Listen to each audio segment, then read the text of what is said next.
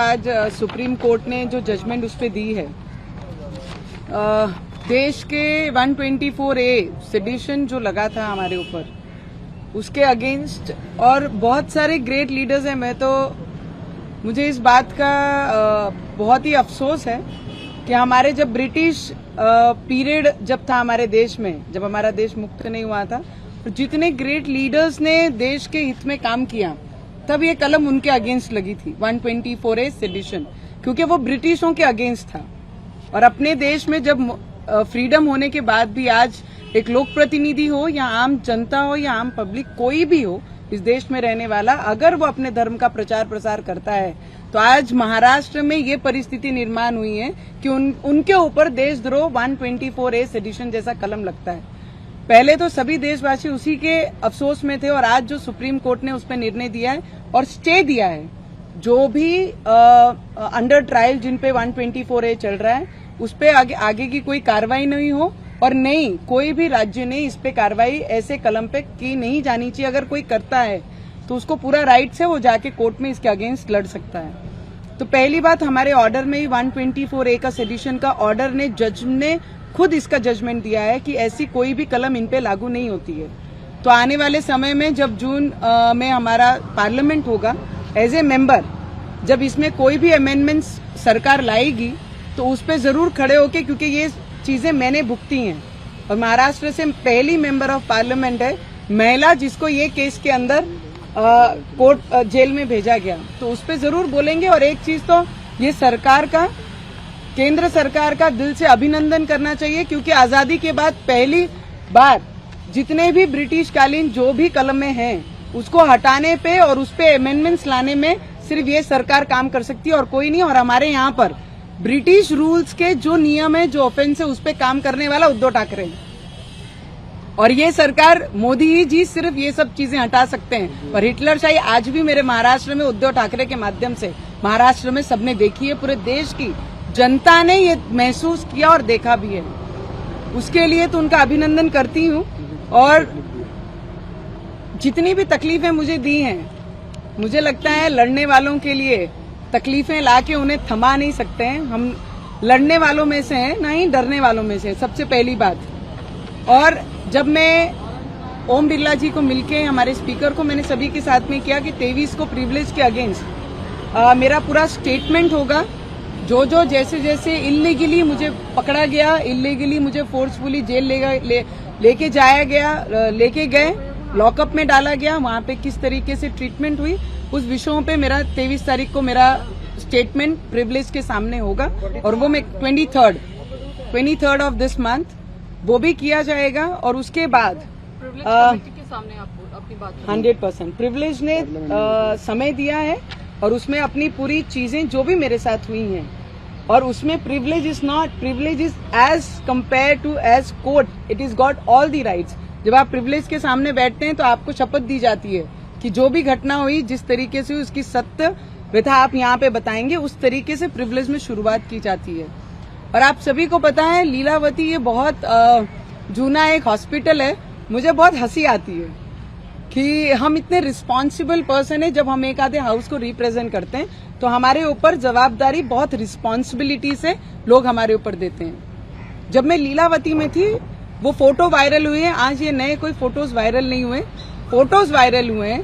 BNC का एक आधा व्यक्ति अपने प्राइवेट ट्रीटमेंट के लिए कोई हॉस्पिटल जाता है, ये कौन से किसी को राइट्स, कौन से, अगर मैं अंडर ट्रायल होती, अगर मैं जेल से उनके कस्टडी में होती और हॉस्पिटल जाती, so then the department has all the rights कि मेरे अगेंस्ट वो जो इंक्वायरी करना है वो हॉस्पिटल से कर सकते हैं, या उनका ऑफिशियली वो डिपार्टमेंट का है, बीएनसी का नहीं है, कोई भी मेंबर का नहीं है।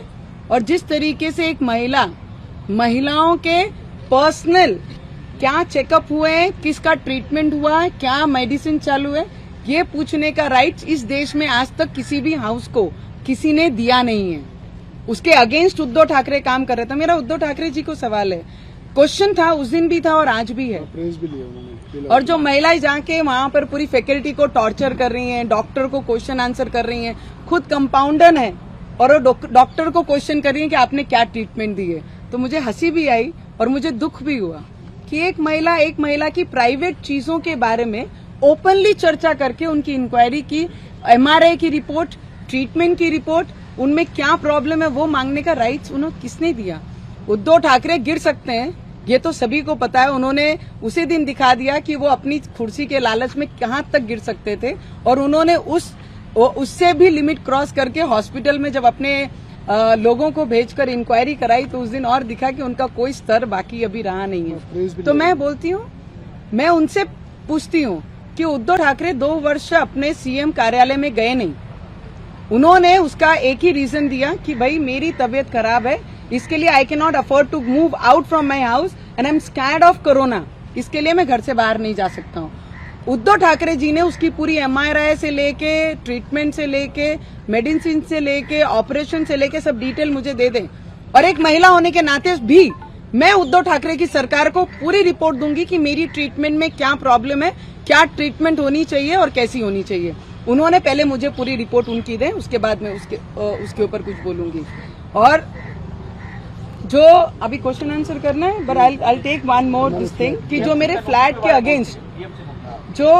के अगेंस्ट मुझे नोटिस दी है आज, ये मुझे लगता है वो फ्लैट में मुझे रहते हुए 7 वर्ष हो रहे हैं, 6 से 7 वर्ष हुए हैं, और वो बिल्डिंग, ना मैं बिल्डर हूँ, ना वो प्रॉपर्टी की मैं हेड हूँ या मालिक हूँ, किसी ने बनाई, मैंने खरीदी और मैं उस घर में रहती हूँ। ये सीधे से, और कई परिवार उस घर फ्लैट में रहते हैं, बिल्डिंग में रहते हैं। उन्होंने सडन ऑफ 124 लगाई, हम जेल के अंदर, तब वो नोटिस हमारे गेट के दरवाजे के बाहर लगा के जा रहे हैं। इंसानियत तो जिंदा ही नहीं रही है, और आपने ही परमिशन दी है। ऑनर को, जो बिल्डिंग के ऑनर थे, जिन्होंने बनाया, बिल्डर को सब दिए, आज नोटिस लगा के गए हैं। मुझे ये उनसे एक प्रश्न पूछना है कि आप गिरोगे अभी तो कितना गिरोगे? आपको ये लगता है कि घर का अगर कोई पार्ट तोड़ दिया तो हम बेघर हो जाएंगे? आप बेघर भी कर देंगे तो हमारी लड़ाई अगेंस्ट करप्शन ये महाराष्ट्र में पहले भी थी और आज भी उसके अगेंस्ट हम खड़े रहेंगे। जो महाराष्ट्र का नुकसान करने के लिए आगे आ रहे हैं उसे पीछे खींचने का काम हम पूरी ईमानदारी से करेंगे, और जो नोटिस दिए हैं लीगली हम उसका उत्तर जरूर देंगे। हम लीगल पे विश्वास करते हैं। और ये जो आज सुप्रीम कोर्ट ने जो जजमेंट उस पर दी है, देश के 124A सेडिशन जो लगा था हमारे ऊपर, उसके अगेंस्ट, और बहुत सारे ग्रेट लीडर्स हैं। मुझे इस बात का बहुत ही अफसोस है कि हमारे जब ब्रिटिश पीरियड जब था हमारे देश में, जब हमारा देश मुक्त नहीं हुआ था, तो जितने ग्रेट लीडर्स ने देश के हित में काम किया, तब ये कलम उनके अगेंस्ट लगी थी, 124A सेडिशन, क्योंकि वो ब्रिटिशों के अगेंस्ट था। और अपने देश में जब फ्रीडम होने के बाद भी आज एक लोक प्रतिनिधि हो या आम जनता हो या आम पब्लिक, कोई भी हो इस देश में रहने वाला, अगर वो अपने धर्म का प्रचार प्रसार करता है, तो आज महाराष्ट्र में ये परिस्थिति निर्माण हुई है कि उनके ऊपर देशद्रोह 124A सेडिशन जैसा कलम लगता है। पहले तो सभी देश